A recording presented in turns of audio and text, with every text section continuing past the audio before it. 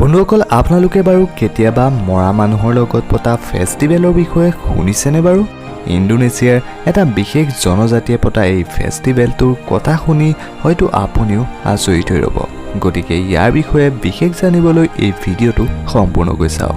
আৰু যদি এতিয়ালৈকে আমাৰ এই চেনেলটো ছাবস্ক্ৰাইব কৰা নাই তেন ভিডিঅ'ৰ তলত থকা ছাবস্ক্ৰাইব বাটনটোত ক্লিক কৰি বেল আইকনটো প্ৰেছ কৰি দিয়ক, যাতে এনেকুৱা ধৰণৰ ভিডিঅ'বোৰ অসমীয়াত সকলোতকৈ আগত পায়। এই অদ্ভুত ধৰণৰ ফেষ্টিভেলটোক মানিনি ফেষ্টিভেল বুলি জনা যায়। এই ফেষ্টিভেলটো ইণ্ডোনেছিয়াৰ টৰাজান জনজাতিৰ মানুহসকলে পালন কৰে।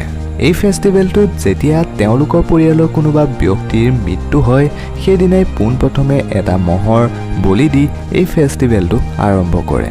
তেওঁলোকে মৰা ব্যক্তিজনৰ বডিটো মৰিশালি অৰ্থাৎ শ্মশানলৈ লৈ যোৱাৰ পিছতেই আকৌ ঘৰলৈ উভতাই লৈ আনে আৰু তাৰ পিছত এটা ৰুম খালী কৰি সেই মৃত্যু হোৱা মানুহজনৰ পচন্দৰ খাদ্য, কাপোৰ কানি ইত্যাদি পিন্ধাই কেইবাদিনৰ বাবে এই ফেষ্টিভেলটো পাতে। এই সকলোবোৰ তেওঁলোকৰ মতে মৰা ব্যক্তিজনৰ আত্মাৰ শান্তিৰ বাবে কৰা হয় আৰু ইয়াৰ পিছত তেওঁলোকে মৰা ব্যক্তিজনক মাটিৰ তলত নপুতি কফিনত ভৰাই গুহাৰ ভিতৰত ভৰাই ৰাখে আৰু তেওঁলোকে এইটো মানে যে গুহাৰ ভিতৰত থোৱা সেই মৃত্যু হোৱা ব্যক্তিজন মৰা নাই, তেওঁৰ বেমাৰ হৈছে আৰু তেওঁৰ সুৰক্ষাৰ বাবেহে তেওঁক গুহাৰ ভিতৰত তেনেকৈ ৰখা হৈছে।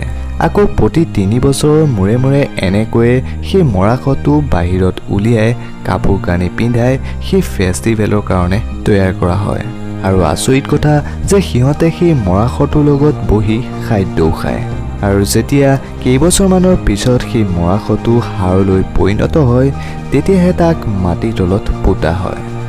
আপুনি আগত ইয়াৰ বিষয়ে জানিছিলনে সেইটো মোক কমেণ্ট বক্সত জনাব। আৰু যদি ভিডিঅ'টো চাই কিবা ভাল পালে বা ভিডিঅ'টোৰ পৰা কিবা জানিব পাৰিল বুলি ভাবে তেন ভিডিঅ'টো লাইক, কমেণ্ট, শ্বেয়াৰ কৰি দিব। Thank you, bye bye, tech